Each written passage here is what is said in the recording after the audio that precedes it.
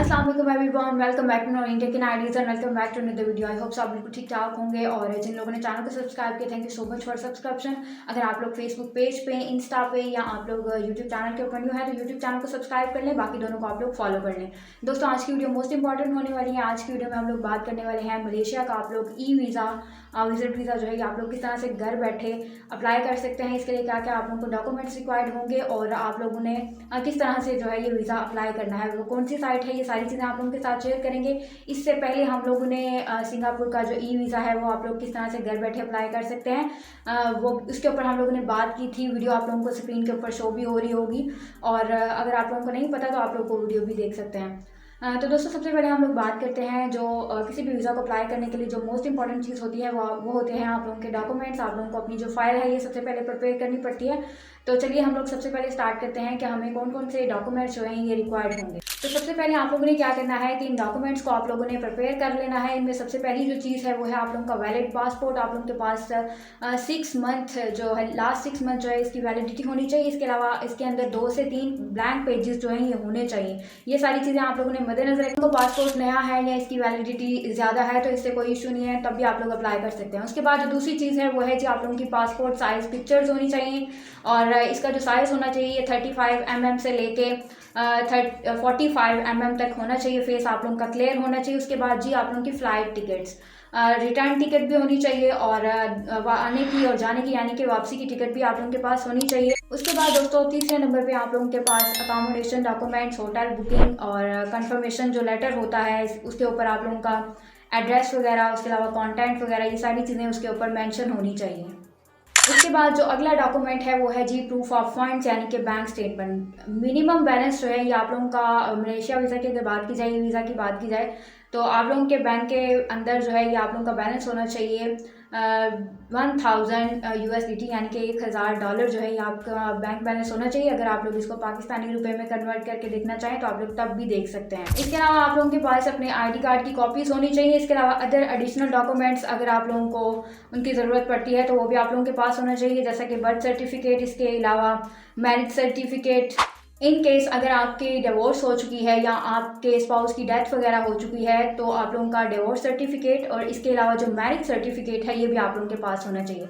उसके बाद आते हैं कि हम लोगों ने इस वीज़ा को अप्लाई किस तरह से करना है, उन चीज़ों को हम लोग वन बाय वन डिस्कस करते हैं। दोस्तों, वीज़ा को अप्लाई करने के लिए आप लोगों ने सबसे पहले क्या करना है, आपने आना है गूगल पे, और गूगल के सर्च बार में आप लोगों ने Malaysia immigration e visa portal को ओपन कर लेना है। जैसे आप लोग इसको टाइप करेंगे, सर्च करेंगे, जो लिंक आएगा और ये साइट आप लोगों को स्क्रीन के ऊपर शो भी हो रही होगी, और ये उसका फर्स्ट इंटरफेस है, आप लोग इसको देख लें। तो आपने क्या करना है कि इस पोर्टल पे जाना है, और वहाँ पे जाके अगर आप लोग न्यू यूज़र हो तो आप लोगों ने करना ये है कि वहाँ पे here I am a new user के ऑप्शन के ऊपर आप लोगों ने क्लिक करना है। वहाँ पे आप लोगों ने अपनी रजिस्ट्रेशन कंप्लीट करनी है। रजिस्ट्रेशन में आप लोगों ने अपनी पर्सनल डिटेल्स, अपना नाम, अपना एड्रेस, इसके अलावा आप लोगों ने अपनी ईमेल आईडी और पासवर्ड वगैरह आप लोगों ने वहाँ पे पुट कर देना है। इस तरह से आप लोगों की रजिस्ट्रेशन जो है इस पोर्टल के ऊपर क्रिएट हो जाएगी। ईमेल आईडी जो आप लोगों ने वहाँ पे पुट की होगी, वहाँ पे उसके थ्रू आप लोगों को एक लिंक प्रोवाइड किया जाएगा इसी साइट का। उससे जाके आप लोगों ने क्या करना है कि इसको वेरीफाई कर लेना है, यानी कि दोबारा से इसके अंदर लॉगिन करना है। जैसे आप लोग लॉगिन करेंगे, आप लोगों के सामने ई वीज़ा की जो ई वीज़ा इमिग्रेशन जैसे दोस्तों आप लोग इसको ओपन करेंगे, आप लोगों के पास Malaysia E visa immigration portal जो है ये आप लोगों का ओपन हो जाएगा, और इस तरह से आप लोगों की इस साइट के ऊपर एक रजिस्ट्रेशन, एक अकाउंट जो है ये आप लोगों का क्रिएट हो जाएगा। उसके बाद आप लोगों ने करना ये है कि वहाँ पे ई वीज़ा ऑप्शन के ऊपर आप लोगों ने जिस भी वीज़ा के अंदर आप लोगों ने अप्लाई करना है उसको आप लोगों ने सेलेक्ट कर लेना है, उस कैटेगरी को, और वहाँ पे जाके आप लोगों ने अपनी पासपोर्ट की पिक्चर्स, इसके अलावा दोस्तों आप लोगों ने अपने जितने भी डॉक्यूमेंट्स हैं वन बाय वन जैसे जैसे वहाँ पे फॉर्म के ऊपर आप लोग जैसे आप लोग देखेंगे वहाँ पे आप लोगों ने अपलोड करते जाना है। जो भी डिटेल्स है वहाँ पे आप लोगों ने पुट करते जाना है, और इस तरह से आप लोग मलेशिया ई वीज़ा की जो एप्लीकेशन है ये आप लोग सबमिट करवाएंगे, और विद इन 3 डेज़ के अंदर अंदर आप लोगों को रिस्पॉन्स मिल जाएगा कि आप लोगों का वीज़ा जो है ये रिजेक्ट हुआ है आया कि एक्सेप्ट हुआ है।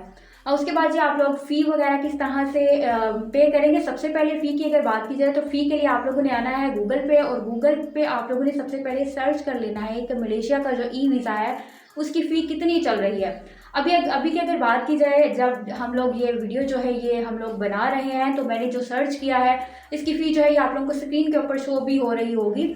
तो ये इस टाइम की जो फ़ी है ई वीज़ा, आप लोग दोस्तों ई वीज़ा के थ्रू, बैंक के थ्रू और इसके अलावा पोर्टल के ऊपर ये सारी चीज़ें मेंशन होगी कि आप लोग किस तरह से जो है ये वीज़ा फ़ी पे कर सकते हैं। इस तरह से आप लोगों ने वीज़ा की फ़ी पे करनी है और इस तरह से जी आप लोग मलेशिया का ई वीज़ा जो है ये खुद अप्लाई कर सकते हैं। अगर आप लोग इन स्टेप्स को फॉलो नहीं करना चाह रहे, आप लोगों को समझ नहीं आ रही कि हम लोग किस तरह से करें, तो आप लोग किसी भी कंसल्टेंट की, किसी भी कंपनी की, सबसे पहला जो ऑप्शन आपके पास आता है वो कंसल्टेंट का नहीं होता।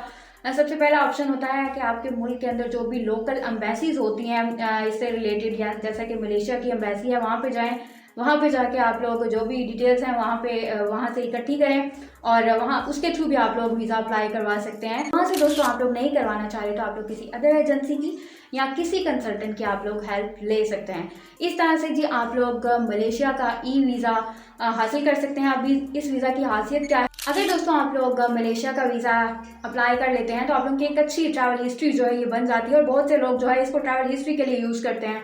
मलेशिया, इंडोनेशिया, सिंगापुर, इसके अलावा जो थाईलैंड है, ये जितने भी कंट्रीज़ हैं यहाँ इनको यूज़ किया जाता है ट्रैवल हिस्ट्री बनाने के लिए भी। तो इस तरह से जी आप लोग बड़े ही आसान मेथड के साथ, बड़े ही ईजी मेथड के साथ आप लोग ये वीज़ा आप लोग खुद अप्लाई कर सकते हैं। वीडियो दोस्तों आप लोगों को कैसी लगी कमेंट बॉक्स में ज़रूर बताइएगा। अगर चैनल पर न्यू है तो चैनल को सब्सक्राइब कर दें, फेसबुक पेज पे न्यू है तो फेसबुक पेज को फॉलो कर लें, इंस्टा पे न्यू है तो आप लोग इंस्टा को भी फॉलो कर लें ताकि इसी तरह की मजीद इंफॉर्मेटिव वीडियोस रहें आप लोगों तक पहुंचते रहें। तो मिलते हैं नेक्स्ट वीडियो में इंशाल्लाह, तब तक के लिए अपना बहुत सारा ख्याल रखिएगा और मुझे दुआओं में याद रखिएगा। फ़ी अमान अल्लाह।